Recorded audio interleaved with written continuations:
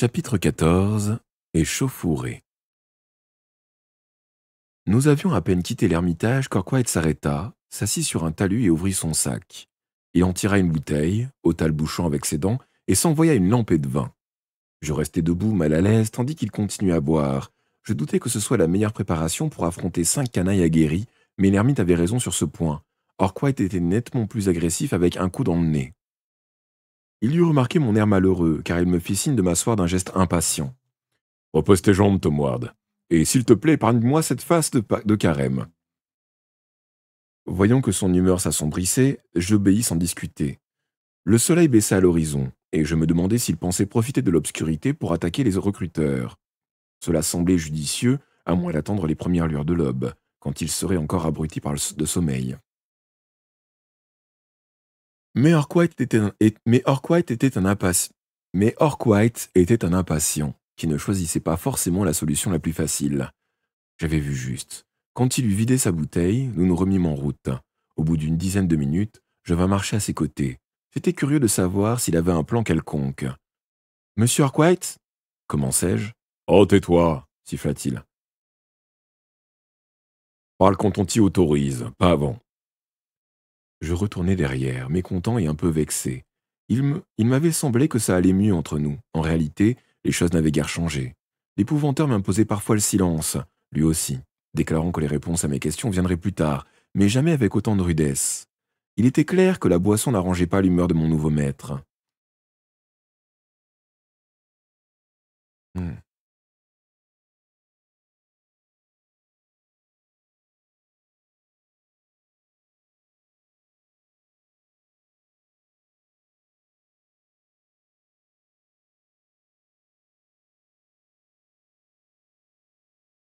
J'ai une peau sur la lèvre, ça me gêne. Nous arrivâmes en haut d'une crête et Orquite s'abrita les yeux de la main face au soleil couchant. J'aperçus une maison en contrebas, à l'entrée d'une étroite vallée. Une fumée presque verticale montait de la cheminée. Ça devait être à l'origine la ferme d'un éleveur de moutons, mais on ne voyait pas un animal dans les pâtures. « Sale combe !» grommela Orquite. « Nous y voilà. Descendons et finissons-en. » Il dévala la pente à grands pas, sans faire le moindre effort pour se dissimuler, marchant droit vers la porte d'entrée. Je m'attendais à chaque instant à ce qu'elle s'ouvre pour lâcher sur nous la meute des recruteurs. Quand nous fûmes à moins de 30 pas, il se retourna et désigna les 2 chiens. « Tiens-les fermement et ne les lâche pas avant que je t'en donne l'ordre, compris ?» Pas très sûr de moi. « Tiens-les fermement et ne les lâche pas avant que je t'en donne l'ordre, compris ?» Pas très sûr de moi, je fis signe que oui et empoignai les colliers. Les 2 bêtes tendaient le cou, frémissantes. Si elles décidaient de bondir, je n'aurais pas la force de les en empêcher. « Et si ça tourne mal ?» demandai-je. Ils étaient 5 hommes, armés, dans la maison. Je me rappelais le récit de la vieille villageoise. Le préfet de police avait manqué d'y laisser sa peau.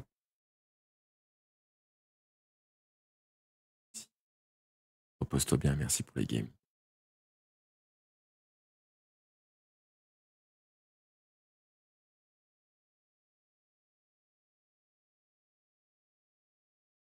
Il y a une chose que je ne peux pas supporter, Tom Ward, dit-il d'un ton méprisant. C'est le pessimisme. Si tu crois à la victoire, la bataille est à moitié gagnée. Je vais régler cette affaire et m'occuper ensuite des miennes. Tiens, surveille ça.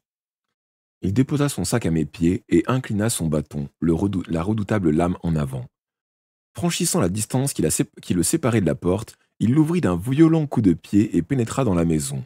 J'entendis des jurons suivis de cris de colère et de douleur. Soudain, un grand type en uniforme déchiré, le front ensanglanté, jaillit à l'extérieur et courut dans ma direction, crachant ses dents cassées.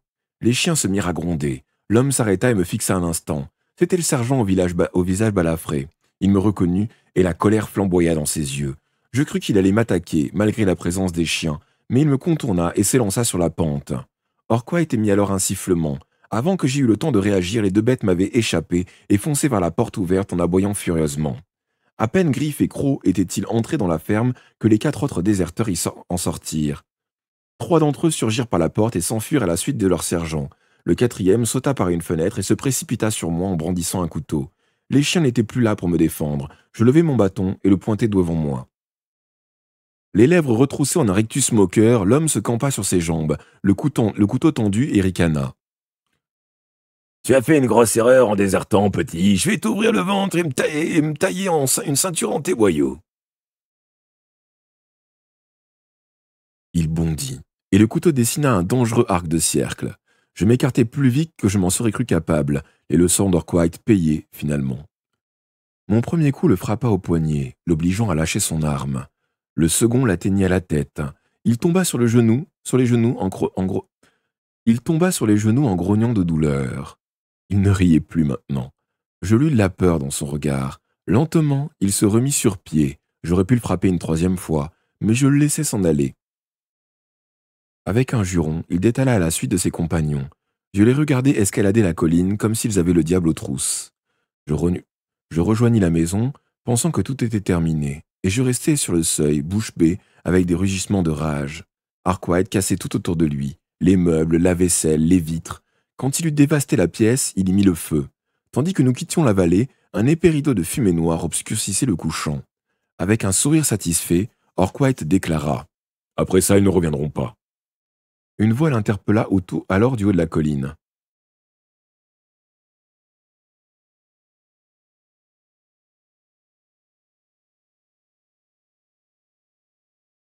Tu es un homme mort, épouvanteur, un homme mort. On vous retrouvera, toi et le garçon. La prochaine fois, c'est nous qui vous tomberons dessus. Nous sommes au service du roi et vous serez pendus. Oh, ne prends pas cet air inquiet, Tom Ward, railla mon maître. C'est une grande gueule, mais il était aussi intrépide qu'il le prétend.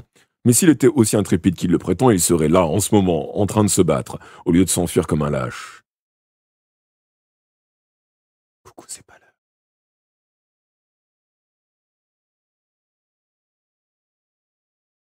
Mais s'il raconte ce qui s'est passé et envoie d'autres soldats contre nous, vous avez blessé un des soldats du roi et détruit leurs biens.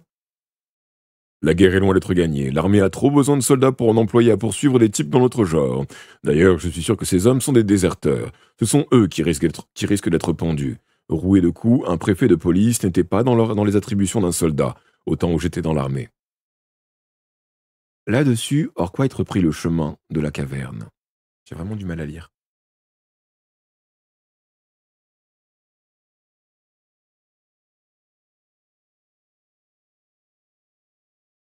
Quand avez-vous été soldat demandai-je. Oh, il y a longtemps. Après avoir terminé mon apprentissage auprès de John Gregory, je suis retourné au moulin et j'ai tenté de libérer les âmes de mes parents. Mon échec m'a rendu si amer que j'ai abandonné le métier pour un temps et me suis engagé comme canonnier. Mais la paix est revenue et il n'y avait plus personne sur qui tirer. Je suis donc revenu à ma vie d'épouvanteur. Les choses tournent bizarrement parfois. En tout cas, je n'aurais jamais déserté un champ de bataille, pas comme cette bande de lavettes. Vous étiez canonnier? Vous manipuliez un de ces gros canons? Une pièce de 18, le plus gros canon du comté. J'étais chef d'artilleur, avec de la grade de sergent par-dessus le marché. J'ai vu ce canon, dis-je. L'été dernier, les soldats l'ont fait venir de Colne pour ouvrir une brèche dans la tour de Malkin. Ça leur a pris combien de temps? Oh, ils ont tiré de midi jusqu'au soir, et le lendemain matin, ils ont achevé le travail en moins d'1 heure. Ah, vraiment? Pas étonnant que la guerre aille si mal dans le sud.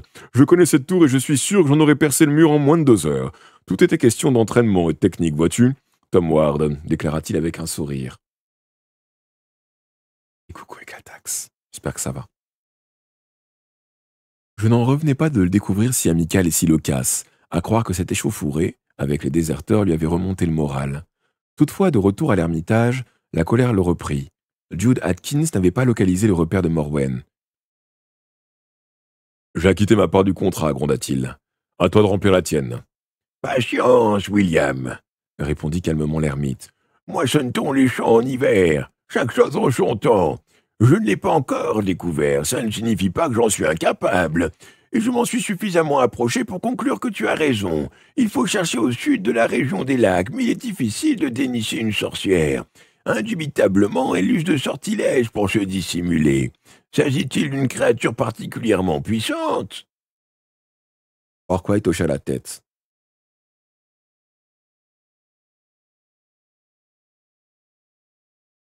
Oh, il n'y en a guère de plus puissante. Son vrai nom est Morwen, mais on la paye aussi œil de sang. Tu as entendu parler d'elle, j'en suis sûr. En effet, qui peut l'ignorer? Il n'y a pas une mère du comté qui ne tremble à l'évocation de ce nom. Tant d'enfants ont mystérieusement disparu ces 20 dernières années. Je vais tout faire pour t'aider, mais à présent, je suis fatigué. J'essayerai de nouveau demain, quand les conditions seront plus favorables. On ne peut pas forcer le rythme des choses. Quel temps fait-il? Oh, ça se radoucit, il pleuvasse, grommela Arkwright, mécontent. Tenez-vous vraiment à voyager sous la pluie? Pourquoi ne vous pas vous installer ici pour la nuit? Avez-vous mangé? Oh, nous n'avons rien pris depuis le petit déjeuner. Je peux m'en arranger, mais le jeune Tom Ward a toujours faim. En ce cas, je vais vous réchauffer un peu de soupe. Avant le dîner, Arkwright m'emmena sur la colline pour un combat au bâton. Il semblait déterminé à poursuivre mon entraînement coûte que coûte. Une pluie fine nous trempait le visage et l'herbe mouillée était glissante. Cette fois, je ne reçus pas de coups. Il se contenta de tester mes capacités de défense. Bien, ça suffit pour l'instant, décida-t-il enfin. Je perçois une légère amélioration. Je t'ai vu te battre avec ce caporal tout à l'heure. Tu t'en es pas mal sorti. Continue comme ça et dans 6 mois, tu seras capable de te défendre tout seul. Ces paroles me réjouirent autant que la perspective d'un repas bien mérité. Mais, de retour à la caverne, je dus déchanter. L'ermite nous servit un brouet amer.